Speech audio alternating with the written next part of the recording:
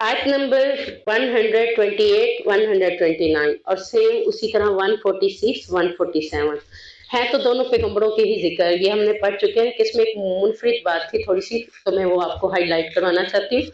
उसमें ये क्या है कि अल्लाह रब्बुल इज़्ज़त फरमा रहे हैं कि हूद की कौम ने और फिर फरमाया सालिया की कौम ने, ये 2 पैगंबर हैं।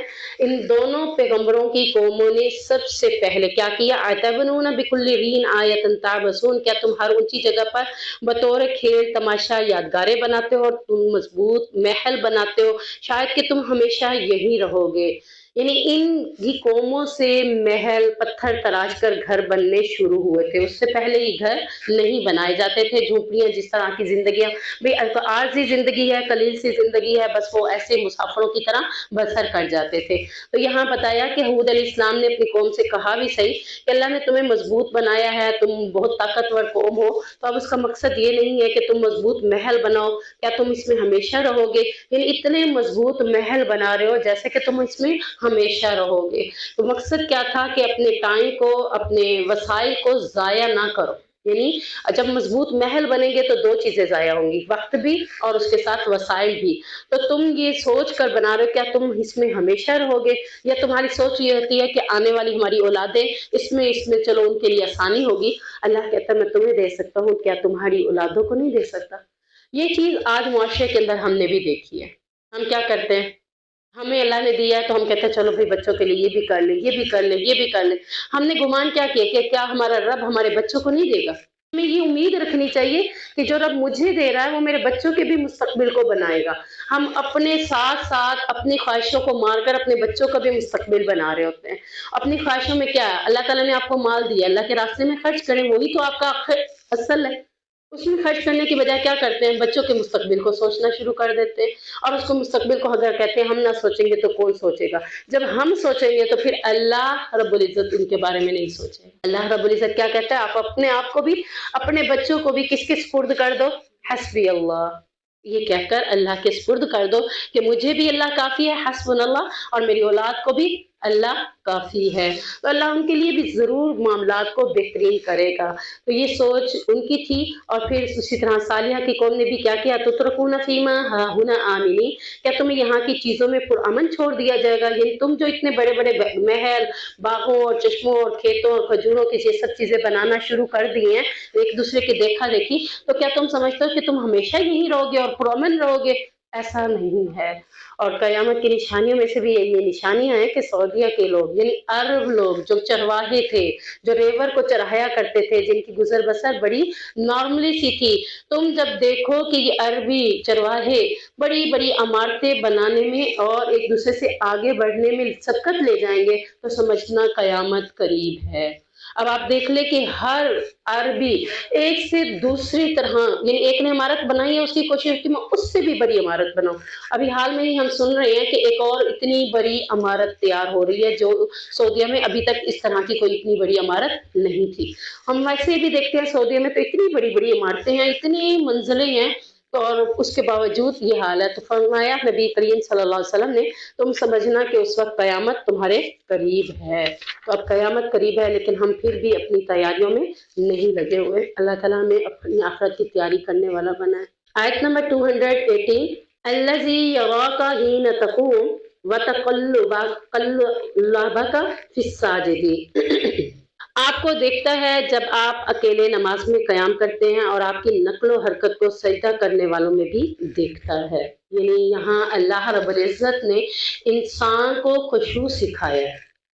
अल्लाह आपको आपकी नमाज में देख रहा है।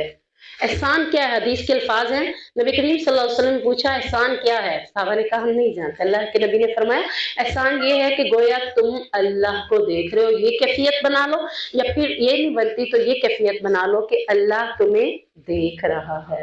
यानी अल्लाह तुम्हें नमाज में जब तुम अकेले में कयाम करते हो, तुम्हारे ज़हन में होता है अब तो मैं अकेला हूँ, कोई मुझे नहीं देख रहा, और आप किस तरह की नमाज पढ़ते हैं ये आपके ऊपर डिपेंड है। कोई किसी तरह पढ़ता है, कोई किसी तरह। तो अल्लाह कहता है कयाम में जब खड़े होते हो, हरकत और सकनात से अपने आप को नहीं बचाते, तो अल्लाह देख रहा है। अल्लाह की हरकतों पे नज़र रखा हुआ है। क़याम में हाथ बाँध के खड़े होना है ना, हाथों को छोड़ना नहीं है। यहाँ तक कि सहाबा दाढ़ी से खेलते थे तो अल्लाह के नबी ने उन्हें मना कर दिया कि क़याम में तुम अपने हाथों को अपने सीने पे बाँधे रखो, उन हाथों से खेल-कूद में ना लगो। और इसी तरह फरमाया कि आपकी सजदे और रुकू की भी सारी नक़्ल हरकतों को देख रहा है। यानी ये आप सोच कर हमेशा नमाज़ पढ़ा करें कि कोई देखे ना देखे मुझे अल्लाह देख रहा है। तो अपनी नमाज में खुशी और खुजू इसी तरह ही हमारा इंशाल्लाह पैदा होगा। सूरतुन नमल चींटी चींटियों के हवाले से जिक्र है तो इसलिए इसका नाम सूरत नमल रखा गया है। सूरत नमल के हवाले से आता है कि हज़रत सुलेमान अलैहिस्सलाम, हमने थोड़ा सा पहले भी पढ़ा था, दाऊद और सुलेमान दोनों पैगंबर थे, दोनों बाप बेटा थे। सुलेमान अलैहिस्सलाम के बारे में अल्लाह ताला ने क्या फरमाया, आयत नंबर 17 में हम देखते हैं, वहुशिरा लिसुलैमान व जुनूदुहु मिनल जिन्नि वल इंसी वत्तैरि फहुम यूज़ऊन। और सलमान के पास उसके सारे लश्कर जिनों, इंसानों और परिंदों में से जमा किए गए। यानी जिनों की बोली भी समझते थे, अल्लाह ने उनको ये मुआवजा दिया था, इंसानों की भी बोली समझते थे और परिंदों की भी बोली को वो समझते थे।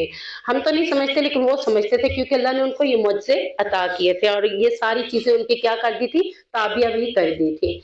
तो जब फिर वो अलग-अलग तक़सीम किए जाते थे, यहाँ तक कि वो जब चींटियों की वादी में पहुँचे, यानी वहाँ चींटियाँ कसरत से पाई जाती थी, तो एक चींटी ने कहा, "ऐ चींटियों तुम अपने बिलों में दाखिल हो जाओ, कहीं ऐसा ना हो कि बेखबरी में सुलेमान और उसके लश्कर तुम्हें कुचल ना डालें।" अब चींटियों को तो पता नहीं था कि हमारी गुफ्तगू सुलेमान सुन सकते हैं, सलमान को तो पता था कि मैं इनकी गुफ्तगू सुन रहा हूँ। तो उन्होंने क्या किया, फ़तबस्सम ज़ाहिकन, मुस्कुरा गए। उनकी बात सुनकर उन्हें मुस्कुराहट आई और कहा फौरन, यानी नेमत जो अल्लाह ताला ने दी थी कि ये नेमत अल्लाह ने और किसी को नहीं दी, मैंने आज उनकी गुफ्तगू सुन ली, तो क्या कहने लगे, कौल रब्बी औज़िनी अन अश्कुरा निअमतक अल्लती।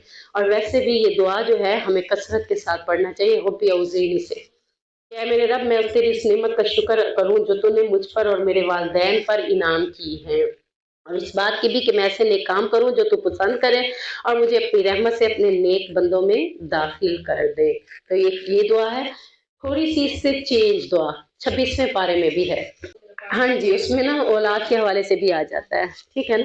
तो ये दोनों दुआएँ के लिए है कि ये दुआएँ बहुत बेस्ट हैं, इनको अपनी ज़िंदगी में हम याद करके पढ़ते रहें क्योंकि ये सुलेमान अलैहिस्सलाम ने पढ़ी थी और 26वें पारे में भी ये दुआ आती है, तो वो भी पढ़ी गई थी। तो यहाँ हज़रत सुलेमान का ज़िक्र क्या है कि हज़रत सुलेमान अलैहिस्सलाम ने अपने लश्कर को इकट्ठा किया, तो जिसमें परिंदे भी थे, जिन भी थे, इंसान भी थे सारे। तो क्या देखा कि परिंदों में से एक हुदहुद को नहीं देख रहा, यानी जितने उनके अल्लाह ताला ने ताबे किए थे लोग, उनमें से एक हुदहुद गायब था।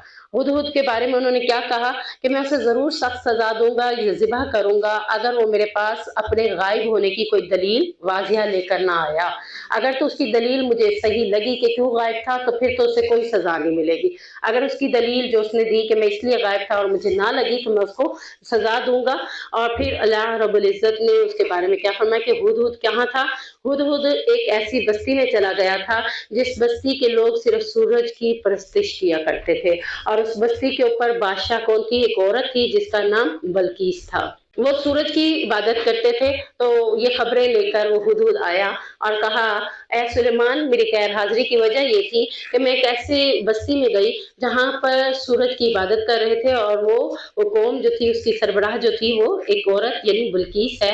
तो हज़रत सुलेमान अलैहिस्सलाम ने कहा, अच्छा अगर तू अपनी बात में सच्चा है तो जा ये खत मेरा ले जा और उसकी तरफ डाल दे, यानी उसके महल में जाकर ये खत डाल देना। हज़रत सुलेमान ने खत लिखा, तो खत लिखने की इब्तिदा कैसे की, इन्नहु मिन सुलैमान व इन्नहु बिस्मिल्लाहिर रहमानिर रहीम।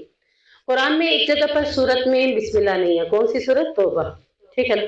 उसकी यानी कि आप कह लें कि एक बार जो सूरतों के सिहात बिस्मिल्लाह कम है, तो ये एक्स्ट्रा यहाँ भी आ गई, ठीक है?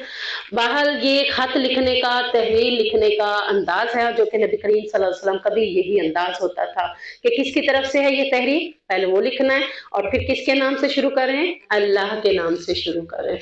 सुलेमान अलैहिस्सलाम ने उसको दावत दी थी और फिर कहा कि अगर तुमने सरकशी की तो फिर मुकाबले के लिए तैयार हो जाओ।